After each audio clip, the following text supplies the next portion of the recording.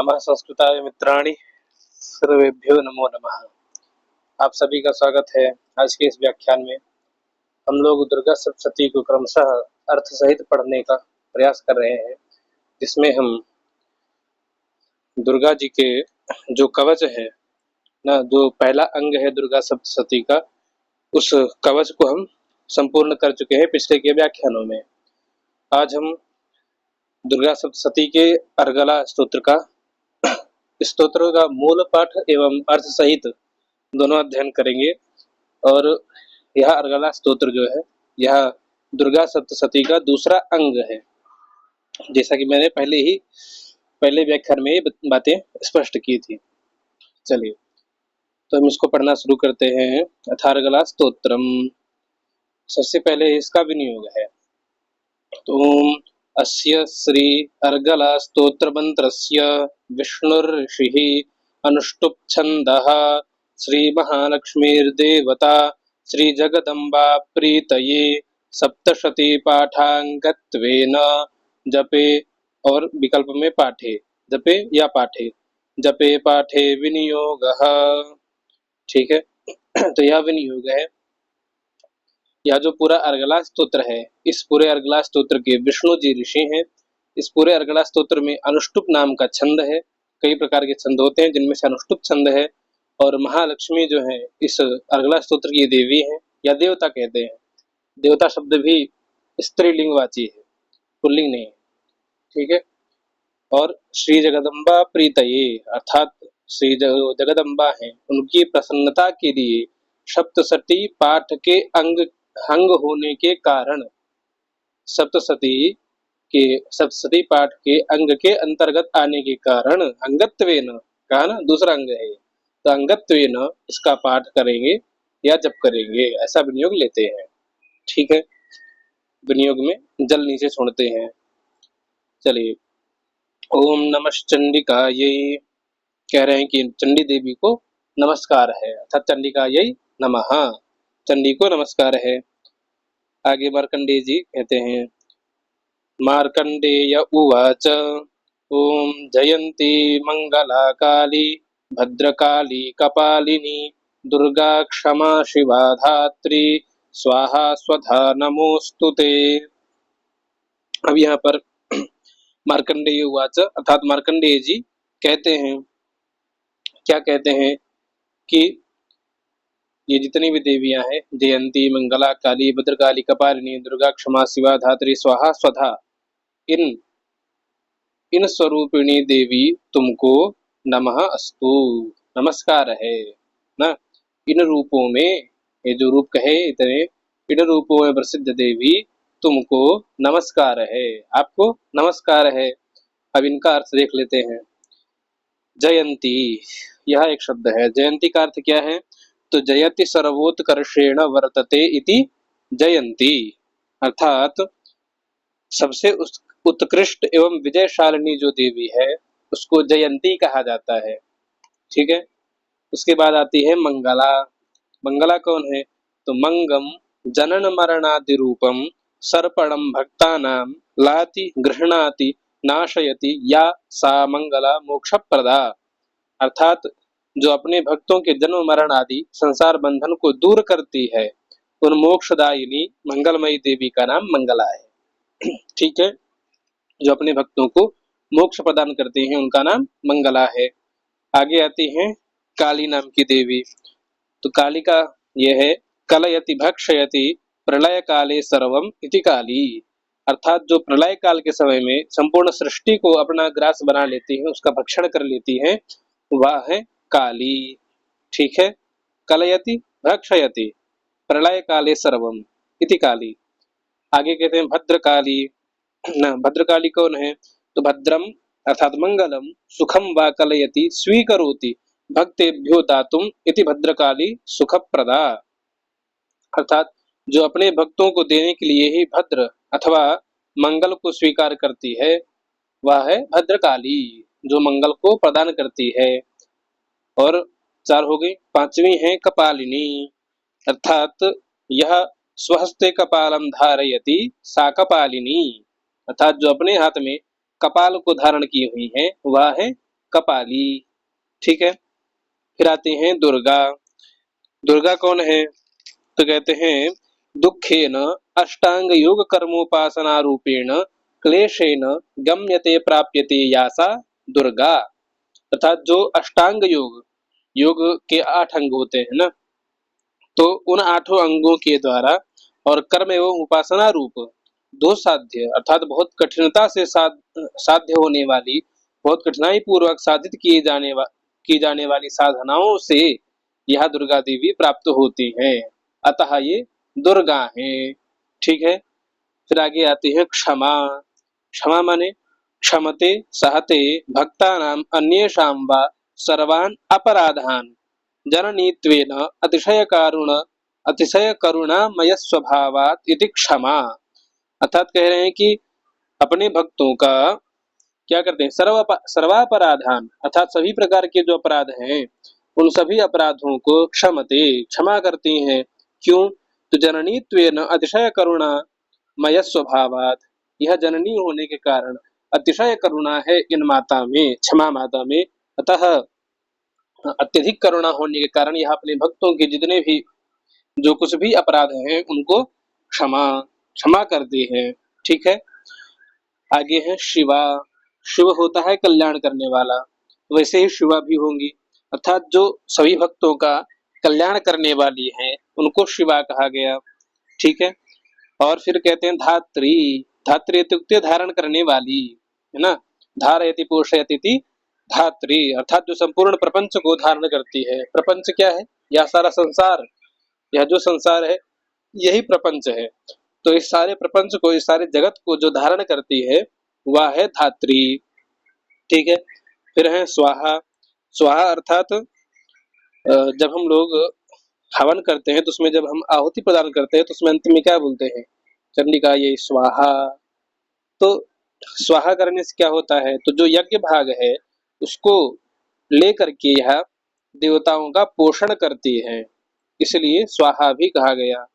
और फिर अंतिम में कहा गया स्वधा। स्वधा अर्थात स्वधा रूप, जो स्वधा कब बोलते हैं, जब तर्पण इत्यादि श्राद्ध इत्यादि करते हैं हम जब पितरों का, तो वह जो श्राद्ध इत्यादि है, तर्पण इत्यादि हैं, उनको लेकर के यह पितरों का पालन पोषण करती हैं, अतः ये स्वधा कहलाती हैं। ठीक है, तो ऐसी स्वरूपिणी देवी ते माने तुमको या आपको नमः अस्तु, नमस्कार है। ठीक है, तो ये अर्थ समझ में आ गया होगा। चलिए अगले श्लोक पे चलते हैं। हम लोग अर्काला स्तोत्र का पाठ कर रहे हैं। तो जयत्वं देवी चामुंडे जय भूतार्तिहारिणी जय सर्वगते देवी कालरात्रि नमोस्तुते।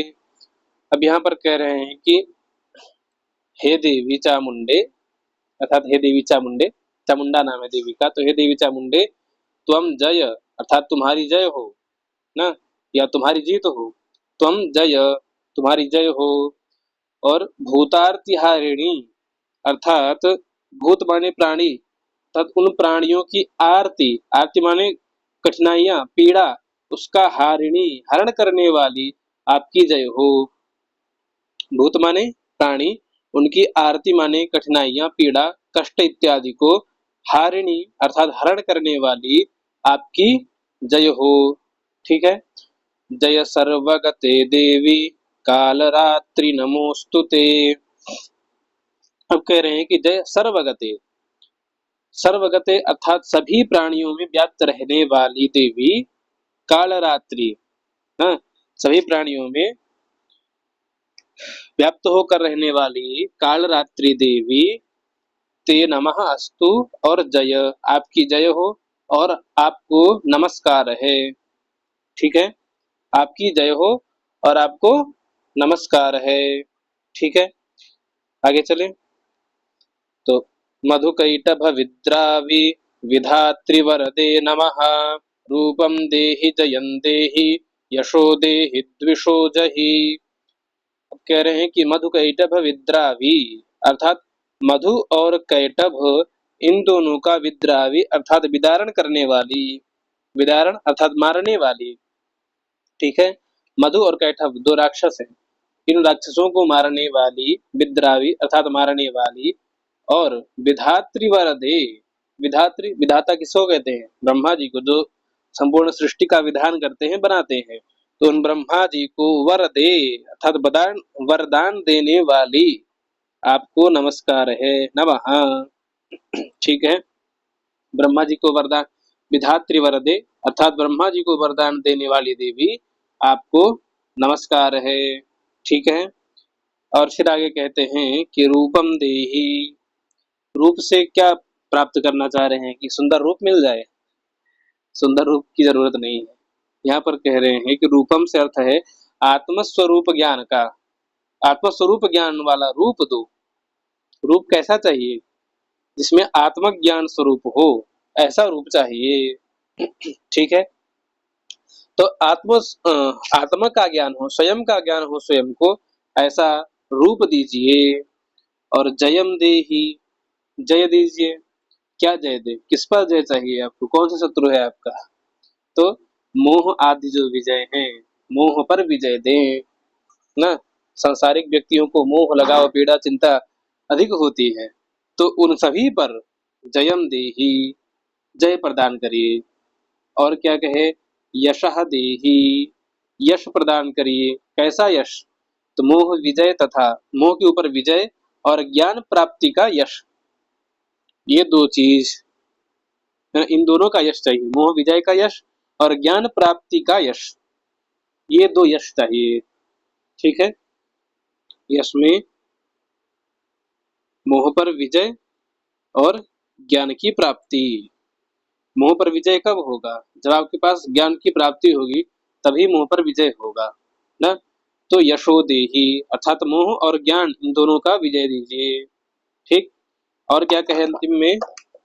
द्वेषो जहि अर्थात जो हमारे द्वेषी हैं, जो हमसे द्वेष करते हैं, कोई सांसारिक द्वेषी नहीं, अपने अंतर मन में स्थित विद्यमान जो हमारे द्वेषी हैं, कौन कौन है? काम क्रोध मद लोभ मोह मात्सर्य, ये जो द्वेष हैं, काम क्रोध इत्यादि, हमें कामनाएं उत्पन्न होती है ना, और लोभ उत्पन्न होता है कि उसका धन भी मिल जाए, इसका भी धन मिल जाए, वो आगे क्यों बढ़ रहा है, क्रोध होता है ना। ये सारी चीजें द्विषोजहि, इनका नाश करिए। अर्थात जितने भी द्वेष हैं मेरे अंदर, काम क्रोध इत्यादि, उन सबको जही, उनका नाश करिए। लेकिन दीजिए क्या? तो रूपम देहि, आत्मस्वरूप का ज्ञान दो ना। अपने आत्मस्वरूप का मैं ज्ञान कर सकूं, वो ज्ञान, ऐसा स्वरूप का ज्ञान दो। और जयम देहि, जय माने मोह आदि पर विजय दो।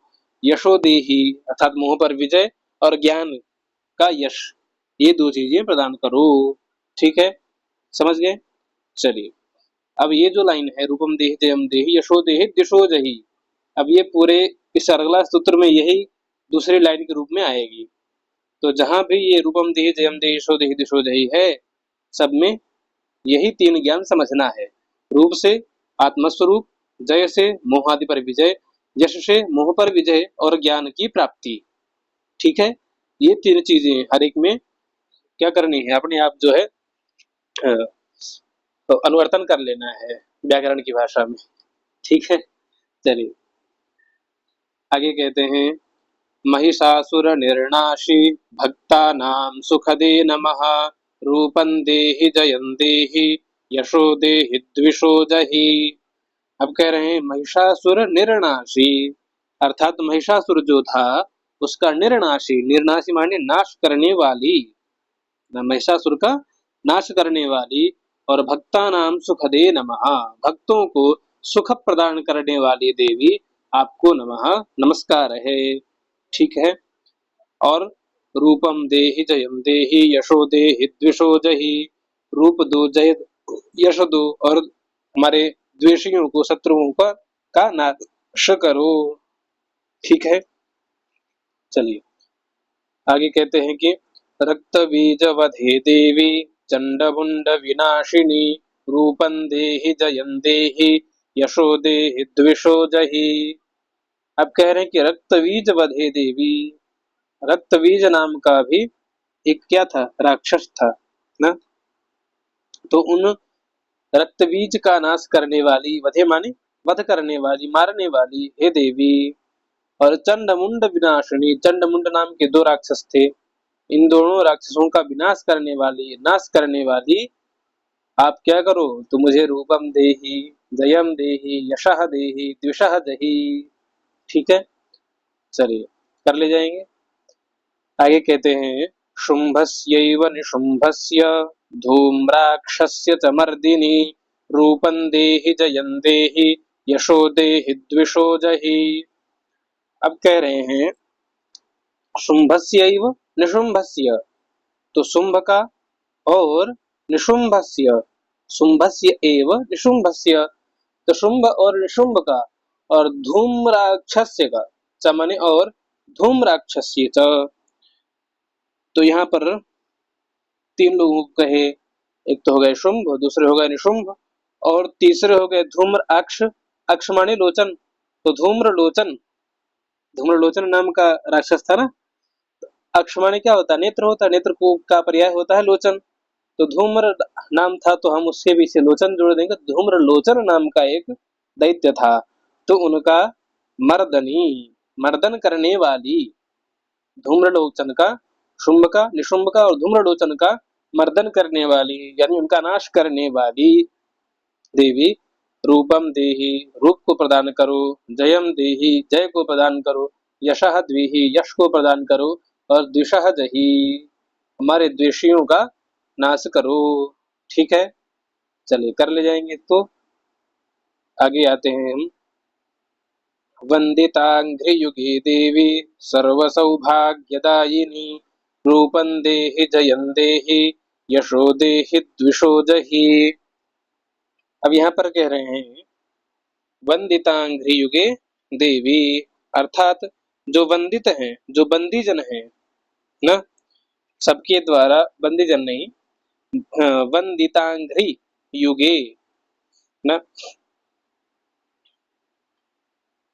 तो यहाँ पर कह रहे हैं कि वंदित अर्थात वंदित होते हैं, पूजनीय होते हैं, क्या, अंघ्रि युगे, अंघ्रि माने होता है पैर या चरण, न चरण शब्द ठीक रहेगा, तो अंघ्रि माने चरण, युगे अर्थात दोनों चरण, वंदित अर्थात पूजित होते हैं, किसके द्वारा, सभी के द्वारा, तो हे देवी, आपके युगल चरण, दोनों चरण वंदित, वंदनीय है, पूजनीय है, तथा सर्व सौभाग्यदायिनी, आप क्या करते हैं, सर्व सौभाग्य अर्थात संपूर्ण सौभाग्य को प्रदान करने वाली है, दायिनी माने प्रदान करने वाली, सर्व माने सभी, संपूर्ण, सौभाग्य माने सौभाग्य को, दायिनी माने दान करने वाली है, देने वाली है।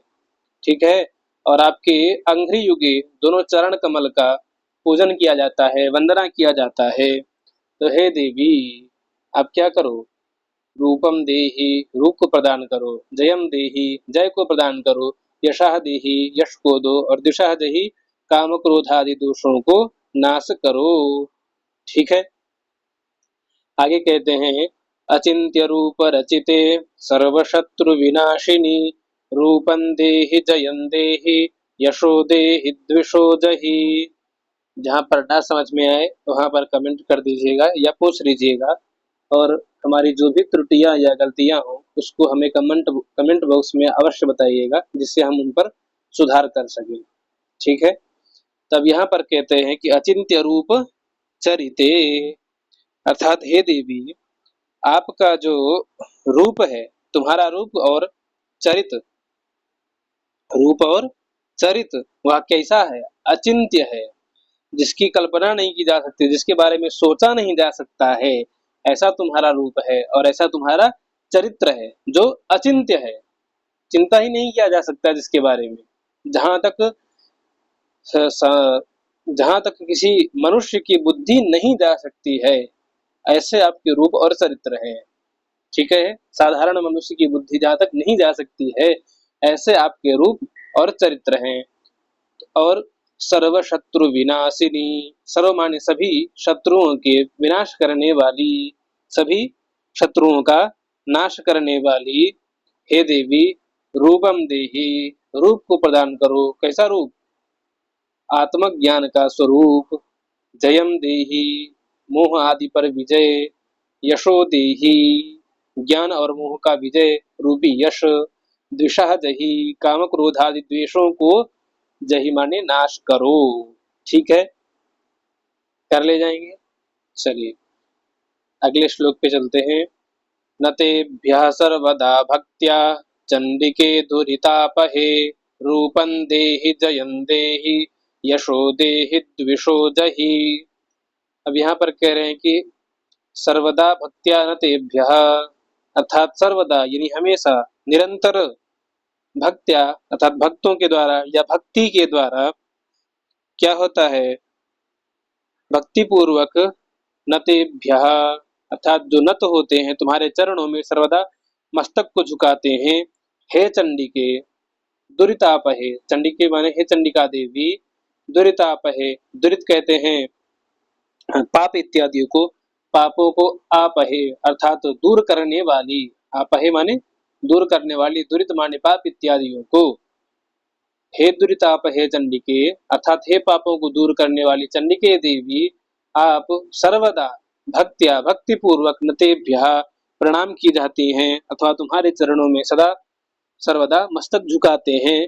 तो उन्हें, जो तुम्हारे चरणों में सदा मस्तक झुकाते हैं, उन्हें रूपम देहि, जयम देहि, यशो देहि, द्विषो जहि।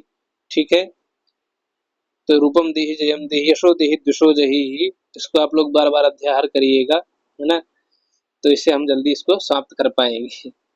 चलिए, नहीं तो बताते हुए ही चलूंगा। स्तुवद्भ्यो भक्तिपूर्वं त्वां चंडिके व्याधिनाशिनी रूपं देहि जयं देहि यशो देहि द्विषो जहि। अब कह रहे हैं स्तुवद्भ्यः भक्तिपूर्वं चंडिके व्याधिनाशिनी।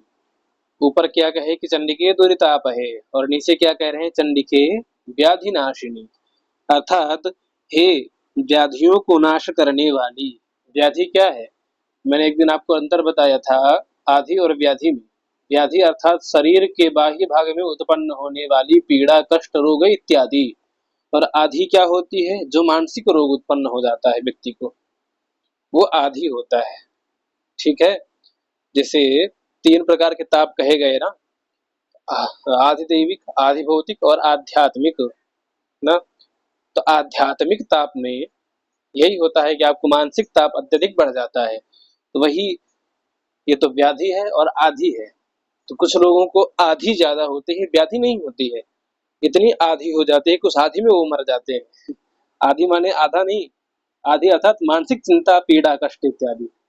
आधि क्या है, शारीरिक पीड़ा है, जो शरीर के बाह्य भाग में कट पिट गया, फोड़े फुंसे निकल गए ना, जो दर्द हो रहा है, ये सारी चीजें, ये सब व्याधि में आता है।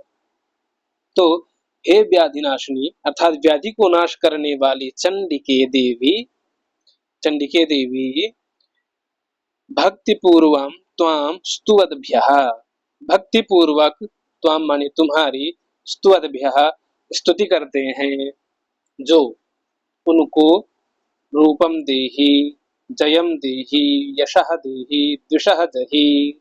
ठीक है, हे व्याधिनाशिनी चंडिके भक्ति पूर्वक त्वाम माने तुमको, जो स्तुवद्भ्यः तुम्हारी जो स्तुति करते हैं, ठीक है, तो उनको क्या करो तुम, रूप को प्रदान करो, जय को प्रदान करो, यश को प्रदान करो, और उनके द्वेषियों का नाश करो, जो उनके शत्रु हैं उन सभी शत्रुओं का नाश करो। ठीक है, आगे चले। चलिए, कहते हैं चंडिके सततम ये त्वाम अर्चयन्ति ह भक्तितः रूपं देहि जयं देहि यशो देहि द्विषो जहि।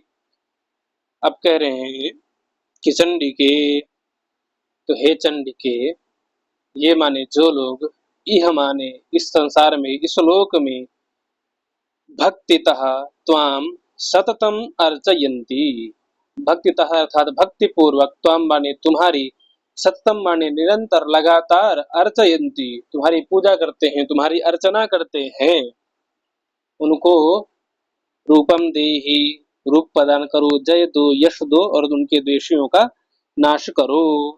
फिर से देखिए, हे चंडिके, ये माने जो लोग, यह माने इस संसार में, इस जगत में, भक्तितः भक्ति श्रद्धा पूर्वक, सततम निरंतर लगातार त्वाम माने तुम्हारी अर्चयन्ति अर्चना करते हैं, पूजा करते हैं, उन्हें रूपम देहि रूप को प्रदान करो, जयम देहि जय दो, यशो देहि यश प्रदान करो, और द्विषः देहि उनके द्वेषियों का नाश करो। ठीक है, चलिए आगे चले। तो देहि सौभाग्यम आरोग्यम देहि मे परमं सुखम रूपं देहि जयं देहि यशो देहि द्विषो जहि। अब यहाँ पर कह रहे हैं कि देहि सौभाग्यम आरोग्यम, तो सौभाग्यम अर्थात सौभाग्य को, मेरे भाग्य को प्रदान करो, और आरोग्यम मुझे आरोग्यता प्रदान करो, अर्थात मैं निरोगी हो, मुझे किसी प्रकार का आरोग्य ना हो। तो सौभाग्यम आरोग्यंच देहि, सौभाग्य और आरोग्य को प्रदान करो, और मैं माने मुझे परमम सुखम देहि, परम सुख को, अत्यंत सुख को प्रदान करो, देहि माने दो, और साथ साथ क्या दो, तो रूपम दो, रूप दो, जय दो, यश दो, द्वेष को यानी हमारे जो द्वेषियां हैं, द्वेष हैं, उनको नाश करो। ठीक है, समझ में आ गया होगा। चलिए अगले श्लोक पर चलते हैं। ये रहा, हम लोग अगला स्तोत्र पढ़ रहे हैं दुर्गा सप्तशती के अंतर्गत, और कहते हैं विधेहि द्विषतां नाशं विधेहि बलमुच्चकैः रूपं देहि जयं देहि यशो देहि द्विषो जहि। अब कह रहे हैं विधेहि द्विषतां नाशम, तो जो मुझसे द्वेष रखते हैं ऐसे द्विषताम, जो द्वेषी हैं, जो शत्रु हैं, उनका नाशम विधेहि, उनके नाश का विधान करो। विधेहि माने विधान करो, ठीक है, उनका नाश करो। और तो जो द्वेषी हैं, मुझसे जो द्वेष करते हैं, उनका नाश करो, उनके नाश का विधान करो, और मेरे बलम, मेरे बल को उच्चकैहि विधेहि, मुझे और मेरे बल की, यह जो बल है उच्चकैहि, उच्चकैहि अर्थात वृद्धि ना, उच्च करना माने वृद्धि करना, तो मेरे बल की क्या करो आप, वृद्धि करो। ठीक है, ऊपर चला गया ज्यादा, तो आप क्या करो, बलम उच्चकैहि विधेहि, मेरे बल की उच्चता अर्थात वृद्धि का विधान करो, वृद्धि करो, मेरे बल को बढ़ाओ, और मेरे द्वेषियों के नाश का विधान करो। और साथ में क्या करो, तो रूप को दो, जय को दो, यश को दो, और मेरे जो काम क्रोध आदि जो शत्रु हैं, ऐसे जो द्वेषी हैं, उनका भी नाश करो, जही माने नाश करो। ठीक है, तो आज के लिए इस व्याख्यान को हम यहीं तक रोकते हैं। इसके बाद में जो अन्य शेष बचे हुए हैं 5, 2, 7, 3, 10, 2, 12 श्लोक जो बचे हुए हैं, उन 12 श्लोकों को हम अग्रिम व्याख्यान में संपन्न करके इस अर्गला स्तोत्र को भी संपूर्ण करेंगे। आप सभी लोग अंत तक जुड़े रहे, उसके लिए बहुत बहुत धन्यवाद। नमः संस्कृताय, सर्वेभ्यो नमो नमः।